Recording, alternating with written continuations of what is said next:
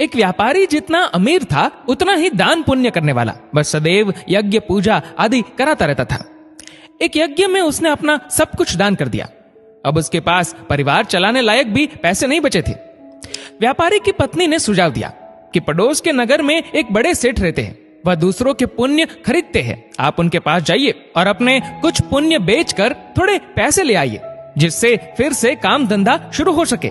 पुण्य बेचने की व्यापारी की बिल्कुल इच्छा नहीं थी, लेकिन पत्नी के दबाव और बच्चों की चिंता में वह पुण्य बेचने को तैयार हो गया।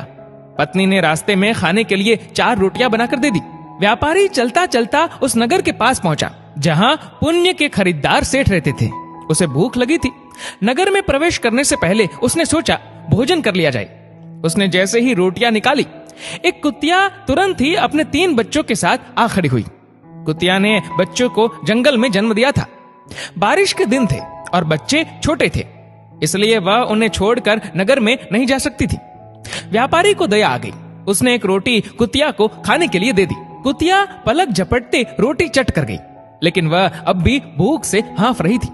व्यापारी ने दूसरी रोटी, फिर तीसरी और ऐसे ही 4 रोटियां कुतिया को खिला दी। खुद केवल पानी पीकर सेठ के पास पहुंचा।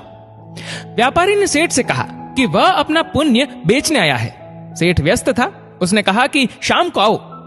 दोपहर में सेठ भोजन के लिए घर गया और उसने अपनी पत्नी को बताया कि एक व्यापारी अपने पुण्य बेचने आया है, उसका कौन सा पुण्य खरीदूं। सेठ की पत्नी बहुत पतिव्रता और सिद्ध थी। उसने ध्यान लगाकर देख लिया कि आज व्यापारी ने कुतिया को रोटी खिलाई है। उसने अपने पति से कहा कि उसका आज का पुण्य खरीदना जो उसने एक जानवर को रोटी खिलाकर कमाया है, वह उसका अब तक का सर्वश्रेष्ठ पुण्य है। व्यापारी शाम को फिर अपना पुण्य बेचने आया। सेठ बोला, आज आपने जो यज्ञ किया है, मैं उसका पुण्य लेना चाहता हूँ। व्यापारी हंसने लगा। उसने कहा कि अगर मेरे पास यज्ञ के लिए पैसे होते तो क्या मैं आपके पास पुण्य बेचने आता।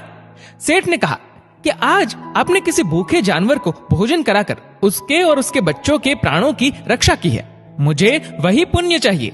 व्यापारी वह पुण्य बेचने को तैयार हो गया। सेठ ने कहा कि उस पुण्य के बदले वह व्यापारी को 4 रोटियों के वजन के बराबर हीरे मोती देगा। 4 रोटियां बनाई गई और उसे तराजू के एक पलड़े में रखा गया। दूसरे पलड़े में सेठ ने एक पोटली में भरकर हीरे जवाहरात रखे। पलड़ा हिला तक नहीं। दूसरी पोटली मंगाई गई, फिर भी पलड़ा नहीं हिला। कई पोटलियों के रखने पर भी जब पलड़ा नहीं हिला तो व्यापारी ने कहा, सेठ जी, मैंने विचार बदल दिया है, मैं अब पुण्य नहीं बेचना चाहता। व्यापारी खाली हाथ अपने घर की ओर चल पड़ा।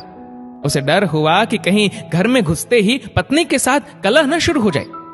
जहां उसने कुतिया को रोटियां डाली थी, वहां से कुछ कंकड़ पत्थर उठाए और साथ में रखकर गांठ बांध ली। घर पहुंचने पर पत्नी ने पूछा कि पुण्य बेचकर कितने पैसे मिले। तो उसने थैली दिखाई और कहा, इसे भोजन के बाद रात को ही खोलेंगे। इसके बाद गांव में कुछ उधार मांगने चला गया। इधर उसकी पत्नी ने जब से थैली देखी थी, उसे सब्र नहीं हो रहा था। पति के जाते ही उसने थैली खोली। उसकी आंखें फटी की फटी रह गई। थैली हीरे जवाहरातों से भरी थी। व्यापारी घर लौटा तो उसकी पत्नी ने पूछा कि पुण्यों का इतना अच्छा मोल किसने दिया, इतने हीरे जवाहरात कहां से आए। व्यापारी को अंदेशा हुआ कि पत्नी सारा भेद जानकर ताने तो नहीं मार रही, लेकिन उसके चेहरे की चमक से ऐसा लग नहीं रहा था। व्यापारी ने कहा, दिखाओ कहां है हीरे जवाहरात। पत्नी ने लाकर पोटली उसके सामने उलट दी। उसमें से बेशकीमती रत्न गिरे। व्यापारी हैरान रह गया। फिर उसने पत्नी को सारी बात बता दी। पत्नी को पछतावा हुआ कि उसने अपने पति को विपत्ति में पुण्य बेचने को विवश किया। दोनों ने तय किया कि वह इसमें से कुछ अंश निकालकर व्यापार शुरू करेंगे। व्यापार से प्राप्त धन को इसमें मिलाकर जन कल्याण में लगा देंगे। दोस्तों, विपत्ति काल में भी भगवान पर भरोसा रखकर सही राह पर चलना चाहिए।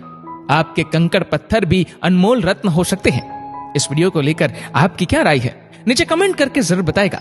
और अगर आपको वीडियो अच्छा लगा हो तो इस वीडियो को लाइक करेगा, शेयर करिएगा ज्यादा से ज्यादा लोगों तक। और ऐसे ही और भी इंस्पिरेशनल वीडियोस के लिए सब्सक्राइब करें हमारे यूट्यूब चैनल को और फेसबुक पर फॉलो करें हमारे पेज को। धन्यवाद।